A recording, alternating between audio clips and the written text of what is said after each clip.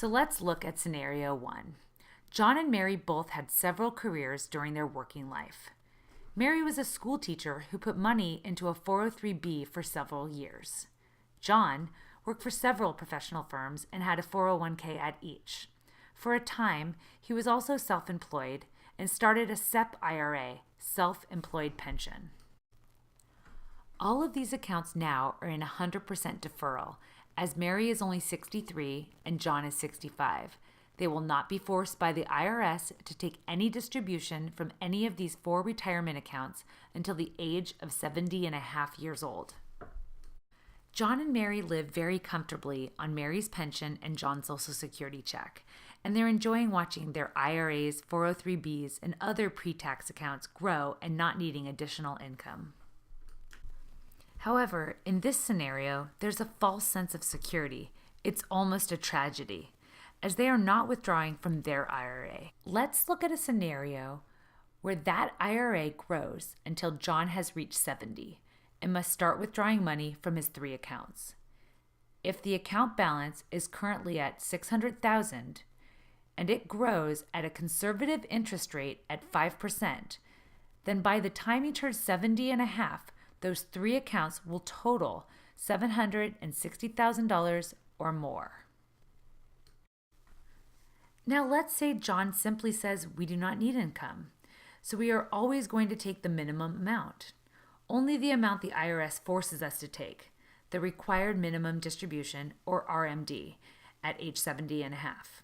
His RMD, which is the required minimum distribution that the IRS forces him to take, would be approximately $27,738.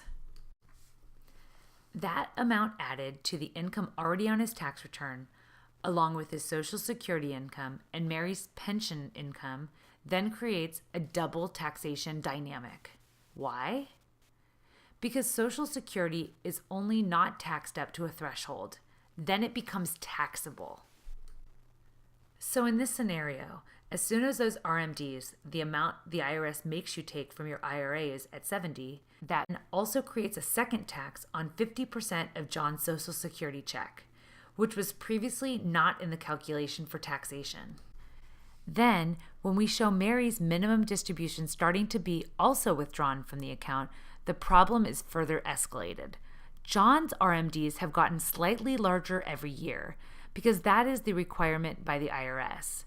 Mary's RMDs have just started based on the assumptions we've been looking at, which again are conservative. Mary's new required minimum distribution and John's ongoing, slightly larger required minimum distribution now looks like this on the same tax return, causing the Social Security to be taxed at 85%, which was previously only supposed to be taxed at 50%, and before the IRA's RMDs, it was being taxed at 0%. And again, John and Mary don't need this money to sustain the lifestyle in which they are accustomed. They view this money as their hard work, their emergency fund, their old age fund, and ultimately, if they're successful at avoiding home care or nursing home expenses or other financial pitfalls, this money is going to their children and grandchildren. In their mind, this is hopefully mostly inheritance. So the problem that Mary and John have is that their IRA, although they earn the money over their lifetime of working and they set it aside, has always felt like it is 100% owned by them. Many people feel this way. They look at their investment accounts as 100% their retirement fund. The IRS, however, does not feel that way. And this money was put away by John and Mary, and by you if you have a retirement account, with IRS rules. That rule is that they, the IRS, are a part owner of your account. However, how much the IRS owns of your retirement account depends on your planning and your behavior. If you're in the 0 bracket and you pull money out of your IRA, it is possible that you pull money out, expose it to the IRS as possibly taxed, and then the answer is no. You're in a low enough bracket. So even though you took money from your IRA, you do not owe a share to Uncle Sam.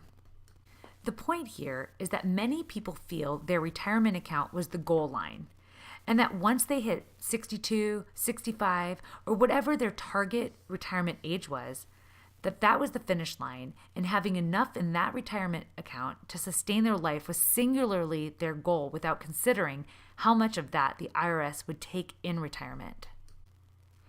If that's not all bad enough, the problem often carries into the next generation. If you're 85 at death and your children are in their 60s, they're often in the highest earning years in their lives, then they should inherit your retirement accounts because of your passing. They're often elevated from the 25% and higher tax brackets up to the highest tax brackets, losing up to 50% or more of your entire life's work in the stroke of one check to the IRS. So you need to do something, but it isn't a bad thing. It's actually pretty easy. It's make a plan. Just like you plan to put the money away, you need to be extremely careful. Very concerned and willing to spend time actually planning the taxation of your retirement dollars until the day you die. It can't be a sedimentary activity or, well, we'll just wait until see what happens attitude. Listen, we want to help you be proactive. Like any great team, there's usually a coach. The coach is hired by the owner of the team, and the coach does the hard work under the supervision of the owner. Consider us your future tax planning coach. You're the owner.